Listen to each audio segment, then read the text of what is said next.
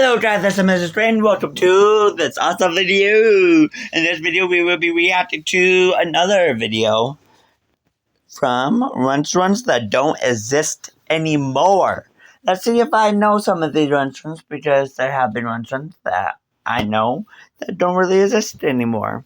Even though I can't really think of any at the moment, but I'm sure I might know some of these. Maybe. Who knows? So, and I just also want to say we are 42 subscribers away as of I'm recording this. 42 subscribers away from hitting 1,000 subscribers. And I have to start planning on what am I going to do for my 1,000th subscriber, because I don't have a clue what I'm going to do, because I want it special, but what if I work both jobs when I edit? Kind of a thing. So, we'll see. Let's get into this video. You two start having lunch at the same place. This place. Welcome to Watch Mojo, and today we're counting down our picks for the top 10 restaurants that no longer exist. Plump, tasty, golden brown chicken, fried the old-fashioned way. Not too greasy, and with just the right touch of herbs and spices. It's a garden of Eden. And right now, who offers this incredibly delicious breakfast bargain every weekday morning? For this list, we'll be ranking the most missed or iconic eateries that have sadly bitten the dust. We'll be excluding restaurant chains that have moved their operations overseas, such as Kenny Rogers Roasters, who shuttered all their North American franchisees, but still have locations open in Asia. Look at the size of that neon chicken on the roof. Rogers can't sell chicken around here. We got chicken places on every block. He is the gambler. Did we miss your favorite? Let us know in the comments. Number 10, Official All-Star Cafe. Just because an idea works once, it doesn't mean that it'll take again. Case in point, the Official All-Star Cafe, which took the concept pioneered by the Planet Hollywood chain and tried to apply it to the sports world. It's the Official All-Star Cafe, Henry Griffey Jr., 301 lifetime average. where the owners are always willing to help out. Excuse me, it's 302. Yep, just like the failed Fashion Cafe concept, the Official All-Star Cafe fell by the wayside after an overpriced tourist trap eatery filled with sports memorabilia and stadium cuisine didn't go the way investors planned. And there were some big-name investors, including Joe Montana, Wayne Gretzky, and Andre Agassi. But even those names couldn't help the Official All-Star Cafe from going under.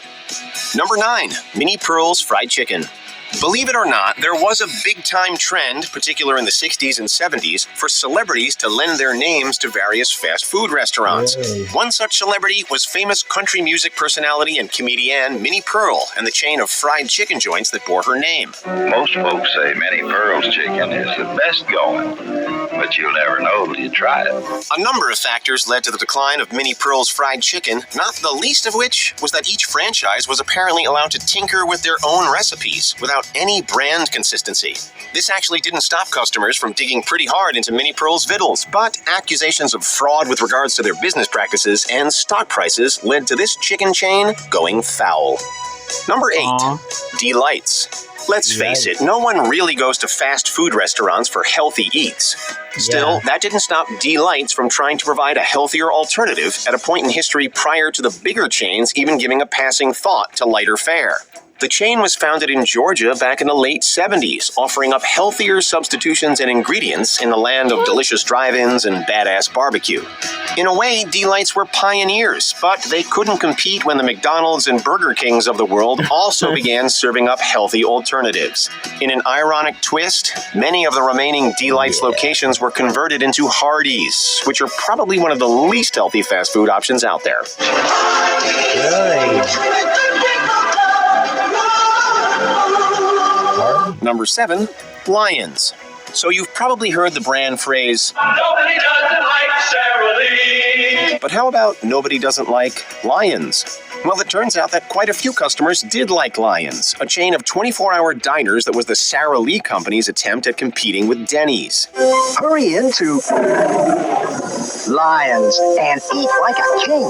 The earliest origins of Lions actually date back to the early 50s, and many of the locations were centered around the California area. So at Lions, you don't have to ask. Is the fish fresh? At Lions, it's fresh every day. But nothing lasts forever, with Lions limping along to about 2012, then reopening 3 locations in 2015, before finally saying farewell 2 years later. Number 6, Bill Knapp's. Sometimes it isn't about the innovation, but the preparation. The food's different there. Like, the chicken Caesar salad's got real bacon on it. The crust on the quiche is kind of uneven, and my brownie's not some perfect little square. Bill Knapp's knew that it wasn't reinventing the wheel with their traditional family-style meals. However, what they had in their back pocket was an exclusive supply chain deal to bring fresh ingredients to their locations daily, where all of these meals were made from scratch. That's how I can tell it's cooked from scratch. We never have time to cook food like this, but we always find time to eat it. Additionally, birthdays at Bill Knapp's meant that you'd get a percentage off your meal equivalent to your age, meaning a 50th birthday celebration means half off the meal, baby. Sadly, So what if you have your 100th birthday? That means you have 100% and your meal is free? troubles with listeria in said supply chain and a failed attempt at hip rebranding led to the chain's demise, although you can still find Bill Knapp's brand cakes in some local stores. Number 5, Red Barn. There were few fast food chains that welcomed as many competitors as Kentucky Fried Chicken. One strong contender to the Colonel's throne was Red Barn, which at one point saw franchises in America, Canada, and even Australia. I've had big burgers before, but never with flavor like this. The folks at Red Barn likes to lay claim to being the first to pioneer a salad bar, and their fried chicken was deep fried and prepared in pressure cookers designed exclusively for the Red Barn chain. We have fresh ideas at Red Barn. Why is Red Barn sound like it broke a record? You can go back and go back and go back. And I'm going back. The chain was eventually laid low by real estate interests when its parent company allowed their leases to expire and ceased promotion and advertising for the brand. Red Barns closed one by one, with the remaining locations being turned into McDonald's restaurants. Number 4, Lum's. Okay, let me at that great Lum's food. Just drop me in. Guess I shouldn't have said drop. Lucky I'm well padded. Hey, where's my food? Sure, you've all heard of a Big Mac or a Whopper, but what about an Ollie Burger?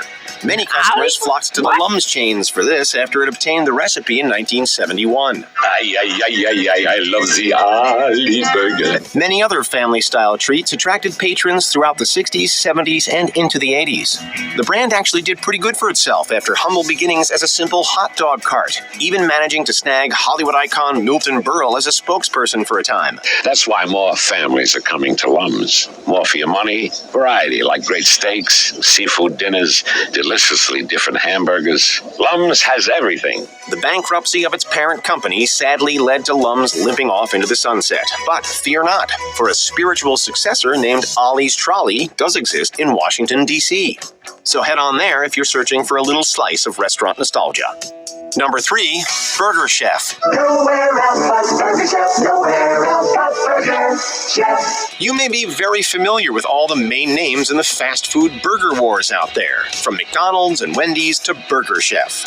Wait, you've never heard of Burger Chef? You're gonna love our burgers. Open wide America, you never can forget. You get more to like at Burger Chef. Well, at one time, this fast food brand was so popular that it had its sights set firmly on those golden arches. One of the reasons for its success? It was the first chain to offer a kids' meal. There's more to like at Burger Chef. You're incredibly better! The company even tried suing McDonald's when the Happy Meal was introduced back in '79, claiming the idea was too close to its own. The Burger Chef branding also included plenty of commercials, as well as a cast of cartoon mascots, including Count Fangburger. Fang salad. I'm happy. What you going to get? He looks like Gargamel from The Smurfs. Delicious food in a happy place. Incredible! The chain was sold by its parent company, with many remaining restaurants converting into Hardee's. Number 2, Wags. What do you think of when the Walgreens brand of pharmacy and convenience chains comes to mind? How about sit-down dining? Well, that was the idea behind Wags, a franchise of 24-hour diner-type establishments owned and operated by the Walgreens folks. Today's a great day for Wags. They were around primarily during the 1970s and 80s and tried like hell to compete with other big names in that market, such as Denny's. Unfortunately for Walgreens, the idea of eating in a place that shares similar iconography as the place where you grab cold medicine didn't take, and Wags was sold to the Marriott Hotel Corporation in 1988. Any remaining Wags locations were eventually shuttered and turned into places like Shoney's or IHOP. Before we continue, be sure to subscribe to our channel and ring the bell to get notified about our latest videos. You have the option to be notified for occasional videos or all of them. If you're on your phone, make sure you go into your settings and switch on notifications. Come on. Number 1, Howard Johnson's. On the road around the corner, here's the place to go. The orange fruit of Howard Johnson's. Join the folks who know. We've covered a lot of bygone restaurants during this list, but Howard Johnson's might be one of the most missed. That's largely due to its status as an icon of America, of the open road, of stopping for a quick bite to eat off the highway in the family car. I remember Howard Johnson. We used to pile in the car as kids. Oh, yeah, that's what they did. Let's pile in the station wagons. We're all going to Howard Johnson's. It's the sort of roadside attraction that, well, attracted so many diners to the chain, thanks to the restaurant's family atmosphere and warm retro decor. Oh, and the clam strips. Definitely the clam strips. Tender, sweet, crusted and golden brown. Crispy, crunchy, sweet as a nut. To be fair, there actually is one Howard Johnson's in name only, open in Lake George, New York. But its status as a legitimate franchise is controversial, thanks to its different menu, limited hours, and the arrest of its manager for sexual harassment. Do you agree with our picks? Check out this. Wow. Okay, then. Well, that would be it for the video. If you guys are new to the channel, please subscribe so we can hit 1,000 subscribers, because we should hit it pretty soon. Yay, I've been actually excited, but I don't know what to do for it. Guess that will be it. Love you all. Bye.